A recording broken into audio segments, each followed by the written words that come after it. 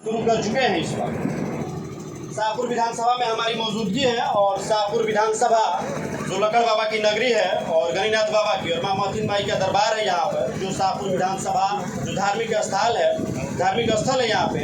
और यहाँ जो इस वक्त इस शाम डिबेट में हमारे जो मेहमान मौजूद हैं उनका हम परिचय आप लोगों से करवाना चाहते हैं। सबसे पहले हमारी मेहमान हैं Sunita Dubey Mishra, MA MBA UGC net उत्तीर्ण, UPSC ट्रेड टैक्स अधिकारी से इस्तीफा, IIM बेंगलोर। 18 साल का कॉर्पोरेट कैरियर है इनका।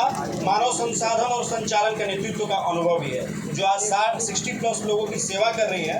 जो एक ट्रेड एक्स वक्ता है जो कई मंचों पर सामाजिक प्रभाव पर अपने विचार प्रस्तुत किए हैं। इनका स्वागत कीजिए तालियों के साथ में, जो इस वक्त हम सबों के साथ मौजूद है ये। और हमारे दूसरे गेस्ट हैं विनय कृष्ण मिश्रा, जन स्वराज पार्टी से समाजसेवी, BTech IIT Kanpur, MBA IIM Bangalore. जोरदार तालियां बजनी चाहिए इनके लिए, जो यहाँ पर आज की शाम आप लोगों के सवालों का जवाब देंगे। और हमारे साथ प्रदेश कार्य समिति जन स्वराज की सदस्य अनुरानी झा यहाँ पर इस वक्त मौजूद है स्टेज पे। इनके लिए भी जोरदार तालियों के साथ इनका स्वागत कीजिए आप सब। और हमारे साथ भाजपा नेता सह जिला परिषद शाहपुर के पंडित गंगाधर पांडे इस वक्त हमारे साथ स्टेज पर मौजूद है। जोरदार तालियों के साथ उनका स्वागत कीजिए। और हमारे साथ RJD का नेतृत्व करने के लिए इस स्टेज पे मौजूद है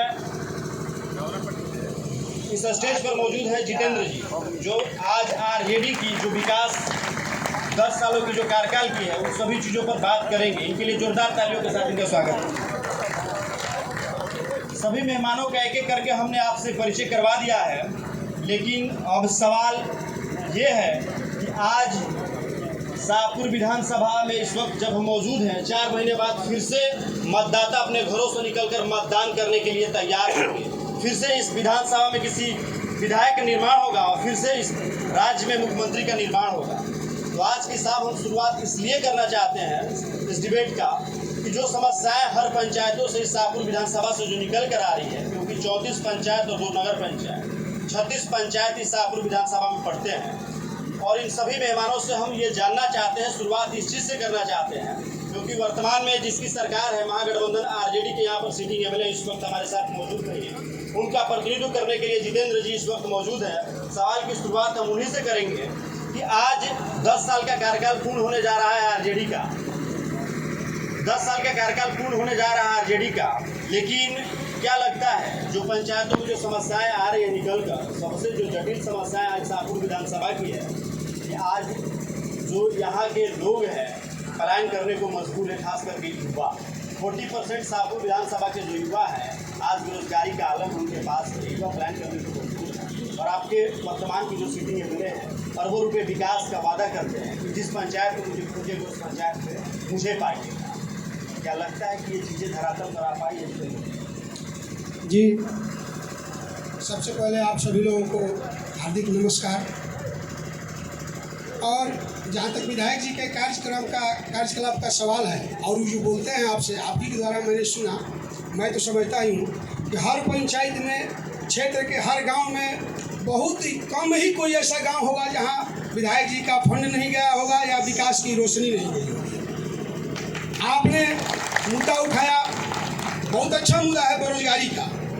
यह बेरोजगारी का मुद्दा सही बात है, लेकिन केवल शाहपुर में नहीं है और एक विधायक के बस में बेरोजगारी दूर करने की क्षमता उनके पास, किसी विधायक के पास नहीं है।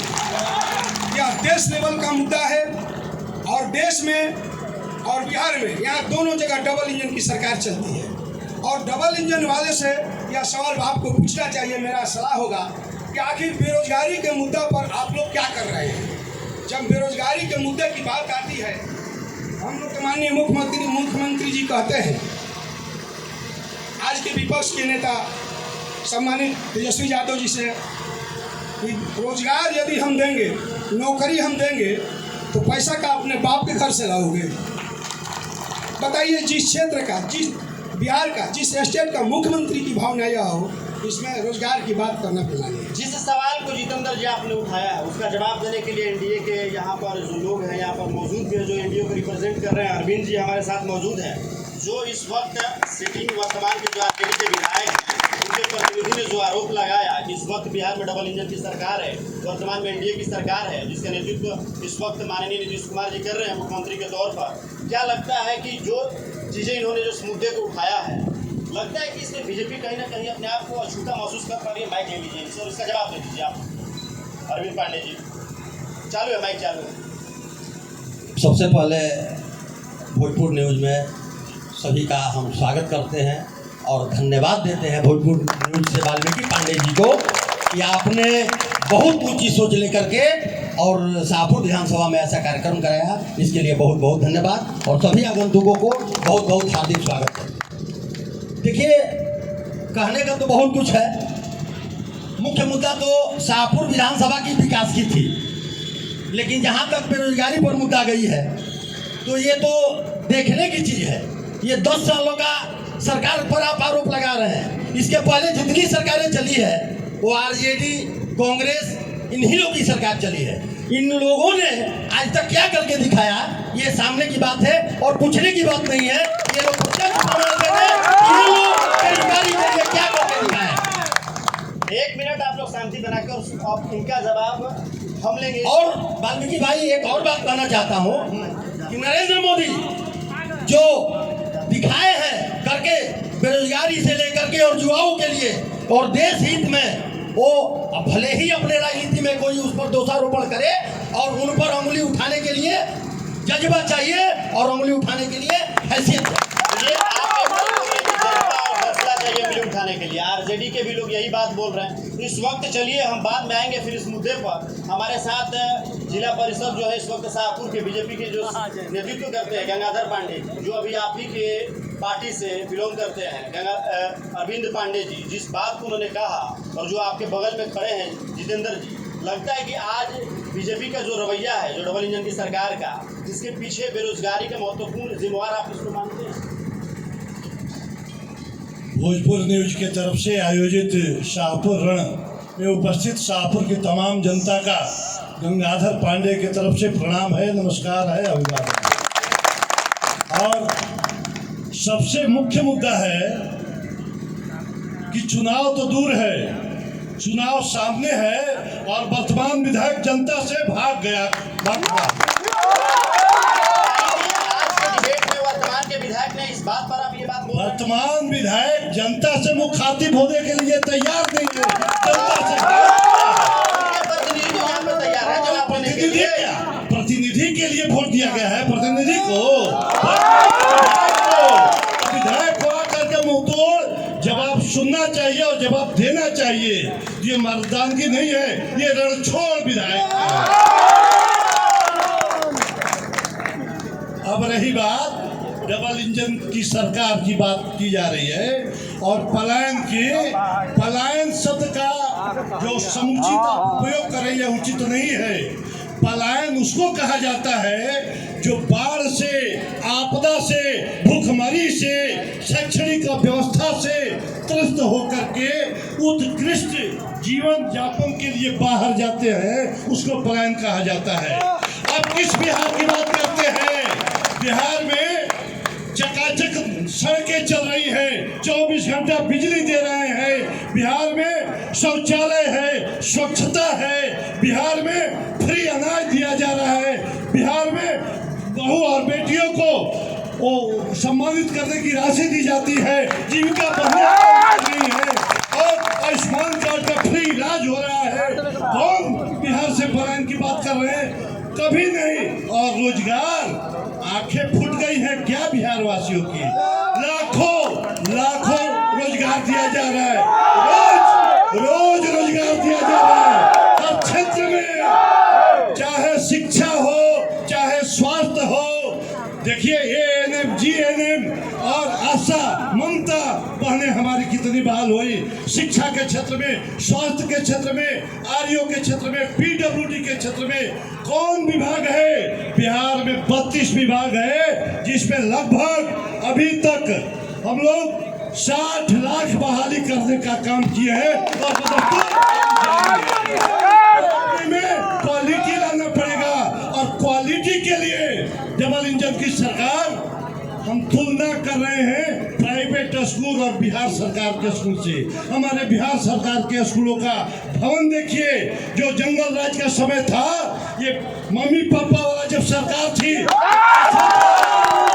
ऐसा था सब बिहार के स्कूल, उस स्कूल में छप्पर होते थे। और आज बिहार का स्कूल देखिए, चकमक है, वहाँ पंखे लग रहे हैं, एसी लग रहे हैं और बिल्डिंग बन चुकी है और ये हाजिरी बन रही है, खाना दिया जा रहा है और उत्तम क्वालिटी के टीचर जो बीपीएससी से पास करके आए हैं उनको सरकार ने रोजगार देने का काम किया और पढ़ाया जा रहा है, कहीं पढ़ाया नहीं। चलिए अब आपको हम यहीं पे रोकना चाहेंगे और जो चीज़ों को आपने कहा है इसका जवाब हम लेंगे सुनीता दुबे मिश्रा, जो इस वक्त हमारे साथ हमारे मंच पर उपस्थित हैं, जो एक हाईली एजुकेटेड आज के तारीख में आत्मनिर्भर महिला है। जो आपने सुना कि जो बीजेपी के अरविंद पांडे जी और गंगाधर पांडे जी और राजद के जो जितेंद्र जी ने कहा, क्या लगता है आपके नज़रिए से आप बिहार को कैसे देखती हैं और साफ धन्यवाद वाल्मीकि जी हमको इस मंच पे बुलाने के लिए।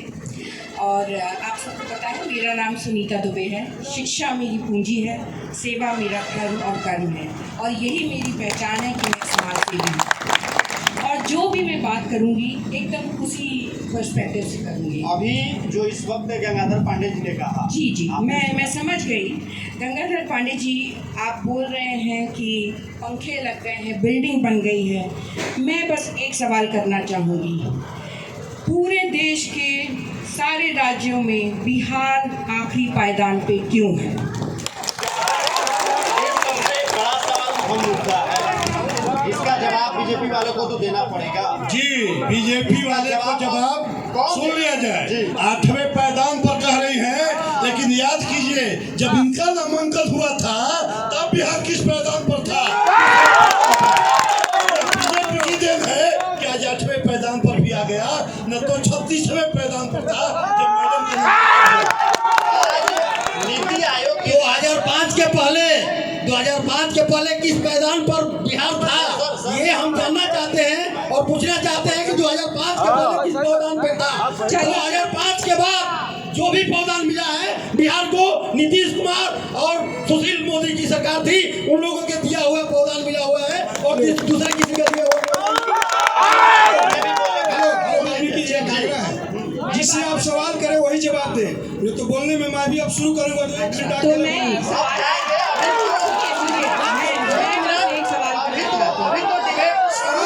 सवाल जिनसे पूछा जाए वो जवाब दे। सुनिए आप लोग शांति बनाकर सुनिए। अभी जो शुरुआत है सुनीता दुबे आइए तो नहीं है तो सुन लीजिए, बोल रहे हैं। अभी जो सुनीता दुबे अरे जिसका विधायक का भाग गया छोड़ के मैदान से क्या बोलना है? ये डिबेट देर तक चलने वाला है। आप लोग देखिए ये डिबेट है, इसमें बहुत सारी ऐसी बातें आएंगी जो बिहार के विकास के लिए हैं। अगर आप केवल तालियां बजाएंगे तो आप सही बात सुन नहीं पाएंगे। अब आप ये सुनिए, अब बस हमको इतना जानना है कि ये मंच शायद इसलिए नहीं है कि हम इनको ब्लेम करें, उस सरकार को ब्लेम करें। और वैसे तो 78 ईयर्स हो गए हैं इंडिया को सिंस इंडिपेंडेंस, और हर 5 साल के लिए एक गवर्नमेंट दूसरी गवर्नमेंट को ब्लेम करते हैं। मैं बस ये जानना चाहती हूँ कि आपका विजन क्या है शिक्षा के लिए, रोजगार के लिए और महिलाओं के लिए, क्योंकि वही असली मुद्दा है जो विकास कर सकता है, जिससे रोजगार मिल सकता है। बस हमको अपना विजन बता दीजिए, क्योंकि सरकार आपकी है, मैं तो सेवी हूँ, समाज सेवी हूँ, तो बस हमको इतना जानना है। ये तो अच्छी बात है और हमारे बीच उनसे हम जानेंगे, इस सवाल पर भी आएंगे, लेकिन आपका सवाल हम यही छोड़े जाते हैं। हमारे साथ इस वक्त मौजूद हैं जनसुराज से विनय कृष्ण मिश्रा जी, क्या लगता है? तो यहाँ पर उपस्थित सभी लोगों को मेरा नमस्कार और मैं भोजपुर नेटवर्क चैनल को बहुत बहुत धन्यवाद देता हूँ कि आपको उसने भी बहुत बहुत इसको धन्यवाद। देखिए, ये सब सुनने के बाद, लोगों का बोलना सुनने के बाद लगता है बिहार में बदलाव तो चाहिए। इनसे नहीं होगा। क्योंकि देखिए कि जनसुराज कर पाएगी, कर पाएगी। देखिए मैं बताता हूँ क्यों कर पाएगी। आराम से आप लोग सुनिएगा, जो भी ताली बजा रहे हैं आरजेडी बीजेपी के लिए, आराम से सुनिए। आप ही के लिए मैं बोल रहा हूँ, मेरे अपने लिए नहीं बोल रहा, आप ही के लिए। यहाँ लोग सुनने के लिए आए हैं और सवाल पूछने के सुनने लिए आए हैं। पहले सुनिएगा थोड़ा धैर्य से। आपको देखिए इशू क्या है, हुआ क्या है हमारे समाज में, बिहार में खासकर क्या हुआ है। कि एक बोल रहे हैं कि आरजेडी की सरकार यहाँ पे आरजेडी के एमएलए अपने हैं श्री राहुल तिवारी जी, वो रोज़गार ला ही नहीं सकते क्योंकि बीजेपी का काम है। मैं इसी बात पे डिफर करता हूँ। वो रोज़गार क्यों नहीं ला सकते? वो कैपेबल नहीं है रोज़गार लाने के। रोज़गार लाना मैं ला के दिखा सकता हूँ। मैं अगर यहाँ का एमएलए बन जाता हूँ, अगर मैं डिस्कशन के लिए पॉइंट करता हूँ, मैं यहाँ पे रोज़गार पैदा करके दिखा सकता हूँ। क्यों दिखा सकता हूँ? क्योंकि मेरा एजुकेशन ऐसा है, मेरा एक्सपीरियंस ऐसा है, मैं इस चीज़ को कर सकता हूँ। क्योंकि इनके अंदर ये करने की इच्छा शक्ति नहीं, केवल एक दूसरे पर ब्लेम करते हो और हमारे सारे युवाओं को सबको भटकाया जाता है। देखिए अभी हुआ क्या है बिहार में, बिहार को सब लोग बदनाम करते हैं और एक लेबर फैक्ट्री बना के छोड़ दिया गया। मोदी जी आते हैं, देखिए मैं बीजेपी की शिकायत नहीं कर रहा हूँ, बात फैक्ट है, इसको सुनिए आप लोग। इसमें गुस्सा होने की और ताली बजाने और घबराने की जरूरत नहीं है। मोदी जी आके बिहार में कभी फैक्ट्री लगाने की बात करते हैं? वो क्या बात करते हैं? 4 और नई ट्रेनें शुरू हो जाएंगी यहाँ से जाने के लिए गुजरात। इसका मतलब क्या है कि हमारे जो बच्चे हैं उन ट्रेनों में घुस के जाएं बस दूसरों की सेवा करने के लिए, दूसरे स्टेट में काम करने के लिए। हमारे बिहार राज्य में नहीं हो सकता। और बिहार में अगर कोई फैक्ट्री आ रही है तो कोई भी वातावरण को प्रदूषित करने वाली डंप किया जाए फैक्ट्री, जैसे कि वीरपुर के बगल में सीमेंट फैक्ट्री खुल रही है, उससे क्या होगा इस एरिया में? ये फैक्ट्री कभी भी इनहेबिटेंट जहाँ पे लोग रहते हैं उसके आसपास नहीं खोली जाती है। तो ये है। दूसरी बात ये है कि रोज़गार पैदा होगा कैसे? ये कभी सोचते हैं रोज़गार सबसे बड़ा कैसे होगा? इसके लिए देखिए क्या है कि रोज़गार के लिए आपको युवाओं को पूंजी की व्यवस्था करनी पड़ेगी। पूंजी आएगा कहाँ से? अभी आप देखिए बिहार का जो बजट है 3.25 लाख करोड़ है बजट में। होता क्या है कि हमारा जो थोड़ा टेक्निकल क्वेश्चन है मैं उसको समझाऊंगा। हमारा सीडी रेशियो कितना है? सीडी रेशियो होता है कि आप बैंक में जो पैसा जमा करते हो उसमें से कितना पैसा जो है बैंक्स जो है उस स्टेट में खर्च करते हैं, लोगों को लोन देते हैं, रोजगार के लेते हैं। बिहार का सबसे लोएस्ट है इंडिया में। नेशनल एवरेज है 78.8%, बिहार का 40%। और लालू जी के राज में तो 18% था, अभी बढ़ के थोड़ा सा 40% 48% के राउंड आया। इतना गैप क्यों है? क्योंकि बिहार में आपका पैसा जो जमा करते हो ये दूसरे राज्यों में इन्वेस्ट होता है, वो आगे बढ़ते हो, बिहार वंचित रह जाता है। पहले तो सीडी रेशियो को ठीक करना होगा। एटलीस्ट अगर नेशनल एवरेज 80% पे भी हम लोग लेके जाते हैं तो बहुत पूंजी उपलब्ध हो जाएगी हमारे लोगों के लिए, यहाँ के लिए। और पलायन की जब बात आती है, पलायन केवल लोगों का नहीं हो रहा है। ये जो मैं बताया सीडी रेशियो, पूंजी का भी पलायन बिहार से पूंजी भी बाहर जा रहा है। तो मैं सब लोगों से यही क्वेश्चन करता हूँ, आप समझिए बिहार में प्रॉब्लम क्या है। ये एक ऐसी पार्टी चाहिए जिसके जो लीडर हैं वो खुद कैपेबल है इन सब चीज़ों को करने के लिए और हमको अंडरस्टैंडिंग है क्या करना है।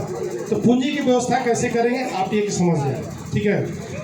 उसके बाद से रोजगार के लिए और क्या चाहिए हमारे समाज में? बिहार में खासकर शाहपुर में मैं गाँव घूम रहा हूँ, देख रहा हूँ हुआ क्या है, हमारे युवाओं के साथ क्या हुआ है। हमारी सोचने समझने की शक्ति को दबा दिया गया, छीड़ कर दिया गया। हम रोड नाली गली से ऊपर सोच ही नहीं पाते हैं। सब लोग जब विकास की बात करते हैं हमने ये रोड बना दिया, ये पुल बना दिया, यही बात होती है। कोई नहीं बोलता है कि मैं अपने बच्चों को एजुकेट करके एक बड़ा इंडस्ट्री यहाँ लाऊंगा जो कि क्लीन इंडस्ट्री हो, जिससे पोल्यूशन नहीं हो। कोई इस बारे में नहीं सोचता है। और हर तरह के लोगों के लिए काम करना पड़ेगा हम लोगों को।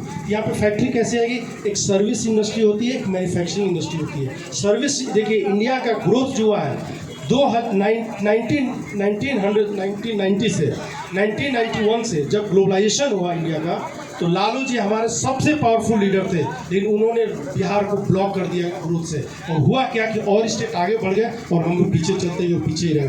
अभी जो बिहार है दूसरे राज्यों से, डेवलप राज्यों से 30-35 साल पीछे है। कोई ऐसे ही बोलने के लिए, वाहवाही लूटने के लिए कुछ भी बोल सकता है, लेकिन ये फैक्ट है, आप इसको डिनाई नहीं कर सकते। अब 30-35 साल का गैप आप कैसे ख़त्म करेंगे? जल्दी से जल्दी 5 साल 10 साल में। उसके लिए आपको दौड़ने वाले घोड़े चाहिए, हमारे जैसे लोग चाहिए जिनको कि हर तरीके का नॉलेज है और रोज़गार भी पैदा करेंगे। और लोगों की जो सोचने समझने की शक्ति है उसको, माइंड को ओपन करना होगा और उनको बोलना होगा कि भाई आप बड़ा सोचो, थिंक बिग। जब बड़ा सोचोगे तभी आप बड़ा कर पाओगे। और मेरा ये विज़न भी है कि यहाँ से अगर हमको मौका मिलता है 5 साल में 2 कंपनियाँ निकालूँगा, यहाँ के बच्चों से मिलकर स्टार्टअप में शुरू करूँगा, जिसमें नौकरी करने के लिए बाहर से लोग आएंगे, बिहार के तो रहेंगे। विनय जी अभी हम यहाँ पर आपको इसलिए रोकना चाहते हैं, वाल्मीकि जी, एक सेकंड। मुझे मौका दीजिए, जनसुराज के एक और नेत्री हमारे साथ मौजूद है, उनसे भी जान लेते हैं कि आखिर वो क्या सोच रही हैं। इस वक्त हमारे साथ अनुरानी झा यहाँ पर उपस्थित है मंच पर, चाहेंगे कि माइक उन्हें आप दीजिए और हम जानना चाहते हैं कि जनसुराज अभी आपके एक नेता जो समाज सेवा यहाँ उपस्थित सभी दलों के जनप्रतिनिधि एवं मीडिया बंधु एवं यहाँ उपस्थित भाई एवं बहनों को मैं अनुरानी झा अभिनंदन वंदन करती हूँ। मैं मीडिया के लोगों विशेष आभार प्रकट करती हूँ और इस तरह का आयोजन किया गया है। इससे सभी दलों के प्रतिनिधि में एक दूसरे को समझने का मौका मिलेगा। इससे आपसी कटुता द्वंद्वता खत्म होगी। हम लोग यहाँ लड़ाई झगड़ा करने नहीं आए हैं, हम लोग बिहार को नया दिशा देने के लिए आए हैं, शाहपुर को नया दिशा दिखाने के लिए आए हैं। इसमें अभी तक के जो भी हैं बीजेपी राजद जो भी पार्टी आई हुई है सभी ने काम किया है, ऐसा कोई नहीं इसको नकार सकता है कि काम नहीं किया है। लेकिन जो कुछ बच गया है, जो हम लोग से नहीं हो पाया है, उसको नया दिशा दिया जाए और नया तरीका से किया जाए और शाहपुर का उत्थान किया जाए, यही हम लोग का मेन मकसद है। हम सवालों का शुरुआत फिर से करना चाहते हैं। ये आपने बता दिया कि आप क्या सोचते हैं, जो चीज़ें हैं अच्छी सोच और इस सोच के साथ शाहपुर विधानसभा में लोगों को आना पड़ेगा। ये तो सच्चाई है, इस सच्चाई को झुठलाया नहीं जा सकता है। राजद के इस वक्त प्रतिनिधित्व करने वाले जितेंद्र जी, आप बताइए, अभी आप ही के बगल में खड़े गंगाधर पांडे जी बता रहे थे कि जो जिस स्वास्थ्य केंद्र की बात कर रहे थे पंचायतों में, लगता है कि आज अगर किसी पंचायत में महिला का प्रसव कराना हो या किसी का सर फट जाए या फिर किसी का पैर टूट जाए तो उन्हें बाहर जाना पड़ता है, अस्पतालों में बुक करना पड़ता है। ये जो सुविधाएं हैं वो पंचायतों में आज की तारीख में नहीं है। व्यवस्था किस बात है, इसका जिम्मेवार कौन है? देखिए, हेलो, निश्चित तौर पर आपका सवाल जायज़ है, लेकिन हर जगह हॉस्पिटल, कई जगहों पर जो पुराने हॉस्पिटल हो गए थे, पुरानी व्यवस्था थी, उसको माननीय विधायक जी के द्वारा सुधारा गया और हॉस्पिटल में भी कई हॉस्पिटल मेरे पास हैं और मेरे नॉलेज में भी हैं, मैं उसको बता सकता हूँ। लेकिन मोटा मोटी सब सुधारा गया। रही बात, गांव-गांव में रोड रास्ते भी बन चुके हैं। अभी तो जनसुराज के एक व्यक्ति ने, जो नेता है यहाँ के, जो समाज सेवा करते हैं, कि रोड उनका सोचना चाहिए। अभी तो ये भी हम सुने, हमारे माननीय गार्जियन और बड़े भाई गंगाधर पांडे जी माननीय विधायक राहुल तिवारी पर सवाल उठाए, उस पर आपको ध्यान दिलाना चाहूँगा। हाँ, क्योंकि उनको बोल दिए कि ये प्लान है तो नहीं आए हैं, जो भी इनको कहना था ये अपना कहा, भाग गए। लेकिन आपने तो माननीय मुनि देवी जी को भी निमंत्रण दिया था, उन पर इनकी खिड़की क्यों बंद गई, उन पर ही क्यों नहीं बोल?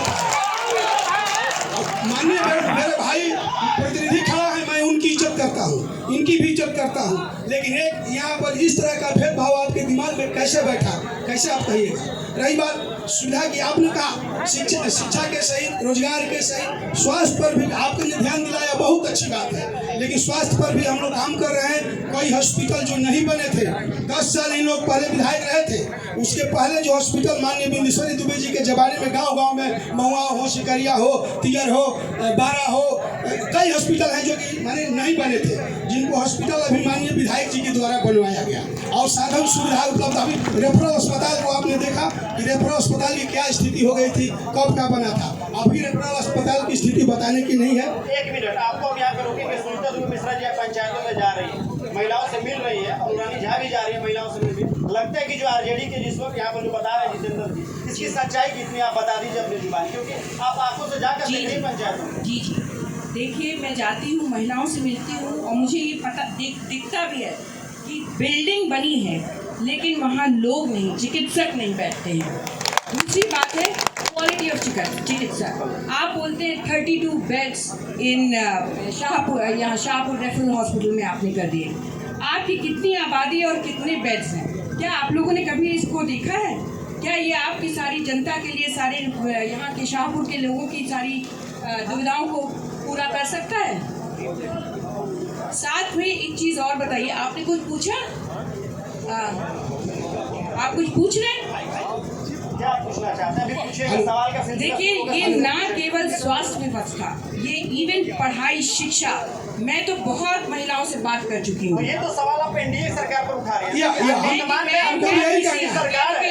रुकिए, मैं किसी एक सरकार पर नहीं उठा रही हूँ, मैं पिछले 30 से 35 साल जो सरकारें रही हैं उन सब पे उठा रही हूँ।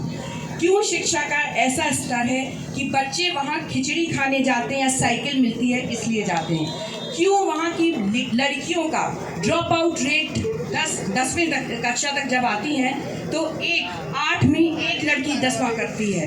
तो ऐसा क्यों है कि ओनली 30% बच्चे जो हैं वो 10वां लड़के भी करते हैं? ऐसा क्यों है? ये तो सच्चाई है। अरविंद पांडे जी बीजेपी के आप यहाँ पर बात कर रहे हैं और बीजेपी की सरकार है और ड्रॉप आउट रेशियो जो है आज के डेट में, आज की तारीख में 12th के बाद में लड़कियों का ड्रॉप आउट रेशियो ज़्यादा है। इसका जवाब दीजिए। देखिए, पहले तो हम दोनों आदमी हमसे बड़े हैं, दोनों आदमी को एक चीज़ जरूर बताना चाहता हूँ कि हम लोग बिहार से हैं और जितना ये लोग बिहार को पिछड़ा और शाहपुर को पिछड़ा समझ रहे हैं एजुकेशन के मामले में, ये लोग भी यहीं से रहने वाले हैं और यहाँ से निकल के और IAS IPS मन के लोग दिखाए हैं। तो हम कह देना चाहता हूँ कि बिहार की मिट्टी में इतना है दम कि सरकार कोई करे न करे, अपने दम पर लोग करके दिखाते हैं और दिखाए हैं। इतना पिछड़ा बिहार नहीं है।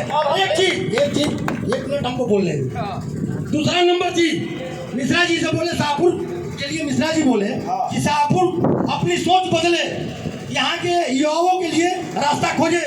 मिश्रा जी, आपको बता देना चाहता हूँ, आप 6 महीना से घूम रहे होंगे, साल भर से घूम रहे होंगे, हम लोग 26 साल से इस धरती पर घूम रहे हैं और कभी भी आपको बता देना चाहता हूँ एजुकेशन के मामले में हम लोग दिल्ली में सरकार दी IPS को और IAS को और दिल्ली की सरकार को बेच करके और लूट करके दिल्ली को खाने का काम लोगों ने किया जो पढ़े लिखे और अपने को बहुत ही कर्मठ ईमानदार घोषित किया करते थे। ईमानदारी से नहीं, कर्मठता से होती है। शाहपुर विधानसभा में ये जज्बा है, शाहपुर विधानसभा के हर एक नौजवानों में जज्बा है, अपना रोजगार शो करके दिखाते हैं और दिखाए हैं। और आ गई विकास की बात, भैया ने, जितेंद्र भैया ने बोला कि हमने हॉस्पिटल में काम किया। हम आपको बता देना चाहता हूँ डाटा के साथ, आपको उस दिन भी दिया गया है, आज भी बोल रहा हूँ। 2005 के पहले माननीय पूर्व मुख्यमंत्री बिंदेश्वरी दुबे के बाद किसी भी, जितने भी हॉस्पिटल का उन्होंने शिलान्यास और उद्घाटन करके गया, उनके बाद किसी ने आज तक उस पर एक ईंट चढ़ाने का काम नहीं किया। अगर किया होगा तो भाजपा और NDA की सरकार में मुंडी देवी के द्वारा किया गया। आपको वाल्मीकि जी ये भी बताना चाहता हूँ कि 32 बेड का जो शाहपुर में रेफरल हॉस्पिटल है, इसका भी मैं पुख्ता प्रमाण दे रहा हूँ, अभी निकाल के दूंगा आपको कि किसके द्वारा किया गया है, इसका भी प्रमाण आपको दूंगा। इसके द्वारा किया गया ये यहाँ की जनता नहीं जानना चाहती, ये जानना चाहती है ना कि जो अभी सुनीता दुबे मिश्रा जी जो बता रही थी कि आज बिल्डिंगें बन के तैयार हो गई हैं, लेकिन इसमें जो क्वालिटी ऑफ हेल्थ चाहिए, जो डॉक्टर समय पे चाहिए, जो चीजें सुविधाएं, देखने की नजरिया, ये सरकार में क्या देखने की नजरिया है। ऐसा नहीं है कि दिल्ली और मद्रास आप चले जाइए तो क्या सरकारी हॉस्पिटल में ही सब लोग जाते हैं? अगर सब लोग सरकारी हॉस्पिटल में जाते हैं तो प्राइवेट हॉस्पिटल खोल के क्यों बैठे हुए हैं? हर एक जगह की स्थिति बनती है कि जिनको अपना गॉड्स है वो अपने प्राइवेट हॉस्पिटल में जाते हैं, जिनको गॉड्स नहीं है, सरकार पर भरोसा है, वो सरकारी की व्यवस्था है। आप मानते हैं, ये सवाल हम गंगाधर पांडे जी से लेंगे कि जो अभी विनय कृष्ण मिश्रा जी बता रहे थे, जिस डाटा के साथ ये बता रहे थे कि शाहपुर विधानसभा में जो पलायन जो इस वक्त हो रहा है, क्योंकि अभी तो हम उसी मुद्दे पर बात कर रहे हैं, क्या लगता है कि उस डाटा के साथ अगर कोई सरकार यहाँ पर आई तो सुधर सकता है? धन्यवाद। आप पहले बता दीजिए श्रोतागण को और नेतागण को, यह शाहपुर का रण डिबेट है, स्पेसिफिक आपका शाहपुर रण का डिबेट, यानी आगामी विधानसभा चुनाव में जो भी सत्तारूढ़ पार्टी, विपक्ष की पार्टी और जनता और नेता के बीच कोई स्पेसिफिक टॉपिक पर बात होनी चाहिए। हम सभी नेता हैं और जनता है, यहाँ सब प्रबुद्ध है, सब लोग 1-1 घंटा भाषण दे सकता है। आपका क्वेश्चन क्या है ये बता दीजिए। विनय मिश्रा जी जो बता रहे थे, इनका क्वेश्चन का उत्तर मेरे शब्दों में 1 मिनट में है। ये कह रहे हैं कि बिहार में शिक्षा का अभाव है, या तो बिहार के ही निवासी हैं, IITian है, ये अपने, छोड़ दीजिए पूरे शाहपुर की बात, अपने पंचायत में उन्होंने कौन उद्योग लगाने का काम किया अभी तक बता दीजिए। अपने पंचायत में कौन उद्योग लगा दिए? और रही बात यह राजनीतिक पार्टियों का मामला था, आपने या मार्केटिंग कंपनियों को बुलाने का काम किया, तो हम लोग मार्केटिंग कंपनी के फेरे में नहीं है। मार्केटिंग कंपनी का जमाना लग चुका है, MA भी आया था, वो मार्केटिंग किया चला गया। ये राजनीतिक बात करनी है और विकास की बात कर दी है बंधु, यह कतई संभव नहीं है। रही बात मैडम जो कही बात, ये अच्छा लगा कि ड्रॉप आउट हो रहा है बच्चियों का। मानते हैं आप इस बात? नहीं अब मैं बताता हूँ नहीं, मैं मानता नहीं हूँ। हम 30 वर्ष का आकलन करूंगा।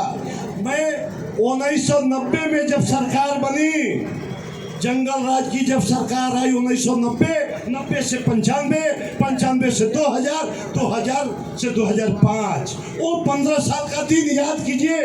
जो हमारे गार्जियन अभिभावक बैठे हैं, बच्चे जाते ही नहीं थे स्कूल में, बंद रहता था। और जब से नरेंद्र मोदी और नीतीश कुमार की सरकारें आई, तो अब हमारी बेटी बहनें साइकिल की लंबी कतारें लग जाती है, रोड जाम हो जाता है और शहर जाम हो जा रहा है। कॉलेज जो है तो ड्रॉप आउट की संख्या एकदम नगण्य है। यह मानना पड़ेगा, यह केवल डाटा आंकड़ा की बात करके नहीं भुलवाया जा सकता है। सीधी रेशियो इकोनॉमिक्स की पढ़ाई करता है, क्या वोट लेना है या देना है और काम दिखाना है। देखिए यही चीज़ है बदलाव क्यों चाहिए, आप सब लोग समझ लीजिए। केवल बड़ी बड़ी बातें करके डेटा पे बात नहीं होगा, इकोनॉमिक्स की बात नहीं होगी। बिना इकोनॉमिक्स के बिहार का कैसे उद्योग लाएगा, आगे बढ़ेगा। तो यही सभी बड़ी बड़ी बातें मैं बोलता हूँ। मैं भी बोला कि मैं तो बाहर से हूँ, ये है वो है, ये 25 साल से यहाँ पे। देखिए मैं भी दियरा उच्च विद्यालय का नाम से पढ़ा हुआ हूँ। सुनिए है, ठीक है हाँ ठीक है। मैं भी दियरा उच्च विद्यालय से पढ़ा हूँ। उसमें बिल्डिंग बहुत माने और यही बात कहा गया है। हाँ, उस समय बिल्डिंग टूटी फूटी थी, अब बिल्डिंगें अच्छी हो गई हैं, लेकिन पढ़ाई का स्टैंडर्ड नीचे गया। बिहार एक ऐसा स्टेट है जहाँ पे समय के साथ पढ़ाई का स्टैंडर्ड नीचे गया। बड़ी बड़ी बातें करके आप कुछ भी बोल सकते हैं। मैं सारी जनता को यही बोलता हूँ, इस भुलावे से आपको बाहर निकलना पड़ेगा। और डेटा पे आप बात नहीं करेंगे तो आप ग्रोथ की बात कर ही नहीं रहे, बस इधर उधर गोल गोल घुमा के आपको फंसाया जा रहा है। और इसी चंगुल से सबको बाहर निकलना पड़ेगा। एक सवाल सभी लोगों से है, उसके बाद एक और आपको बताता हूँ, एक और क्वेश्चन है। जैसे बात हो रही है कि बेड लग गया हॉस्पिटल में, ये सब बातें हो रही हैं। आपको मैं बिहार का डेटा बता रहा हूँ। मैं आपको एक डेटा बता रहा हूँ। डेटा बहुत लोग पसंद नहीं है, बट डेटा में दम होता है, ठीक है। बिहार में भाई देखिए, जो ठीक से पढ़ा लिखा है ना, वो डेटा पे बात करता है। हम लोग अपनी कंपनी चलाते हैं, अगर डेटा ठीक से एनालाइज नहीं करेंगे तो काम होता नहीं है। मैं आपको एक चीज़ डेटा देता हूँ। बिहार में आज के डेट में including private hospitals, government hospitals, number of beds कितने हैं आपको मालूम है? Total number of beds around 40,000, 40,000। और टोटल रिक्वायरमेंट कितना है बिहार में? 6,40,000 की रिक्वायरमेंट है। आप गैप समझ रहे हैं। और इसका मैं बताता हूँ कि परिणाम क्या होता है। और हम लोग तो हमेशा नेताओं को बोलते हैं इसने वो नहीं किया, लेकिन मैं थोड़ा सा पीछे जाकर आपको बताता हूँ। मेरी जर्नी जब शुरू हुई पॉलिटिक्स में यहाँ पे शाहपुर में, तो मैं बोलता हूँ कि हम लोग जो पॉलिटिक्स करने आए हैं, जो नेतागिरी कर रहे हैं, उनको भी बदलना पड़ेगा। पूरे समाज में लोगों को भी बदलना पड़ेगा, सोच बदलना पड़ेगा। मैं पहले आया यहाँ पे तो लोगों ने क्या बोला, नेता बने बड़ा, हाँ तो पहला काम ही कर कुर्ता पजामा पहन। चलो भाई, कुर्ता पजामा पहनो तो आसान काम आप करो। दूसरा काम, खूब झूठ बोलो। जे बुझा बोला कि हई काम करते, हई काम करते, ठीक बात करे नहीं के, खाली झूठ बोले ठीक बात। ई तो काम हमारे सलाह हो गई, हम लोग काम करो, ओकरे बारे में बात करो। कैसे कि झूठ तो बोलो मुश्किल बात थोड़ा। तीसरा ही रहे कि हर दूसरा दिन नेता बने आए बड़ा डायरेक्ट बेनिफिट वाला काम करेंगे पड़ी। हम उनका बोला भाई इनका तबीयत खराब, हॉस्पिटल में बेड दिला दे, ये कर देंगे। हम लोगों से कुछ नहीं। नेता जिसे हम फोन करता नहीं, जरा से भी एमएलए एमपी से फोन करता नहीं, वो फोने काट देता रहे, लेते नहीं। कहे से कि बेड नहीं खेल, वो नेता बेड नहीं दिलवा सका। जनता के गलत एक्सपेक्टेशन बा। जब 40,000 बेड बाद 60 लाख 6,40,000 चाहिए तो कहाँ से बेड दिलवा सकता? कोई जनता में ये ना बात करेला कि हमने के शाहपुर के एरिया में जो 1000 बेड की उपलब्धि कराओ, कुछ व्यवस्था कर जाओ जहाँ से कि ट्रीटमेंट सबके यहीं हो सके, आरा पटना आ जाएगा। तो जनता के भी गलती बा, सुधरे सबके पड़ी। कैसे कि जे भी नेता बनता वो रिफ्लेक्शन बा सोसाइटी के, हमने के जनता भी गलत बा। और यहाँ के बतानी अनु, आज के दिन में हम गाँव घूमत नहीं, जनता और नेता में अविश्वास के रिलेशन, कोई विश्वास नहीं करता नेता। हम कहीं चक्की में गई, गांव में एक समुदाय है। देखिए हम एग्जाम्पल से बताओ, तो झूठ कहानी बना नहीं बताओ। तो गांव में पसवान के टोला बाटे, वहाँ लोग बोला हम गई नहीं बात के लिए भाई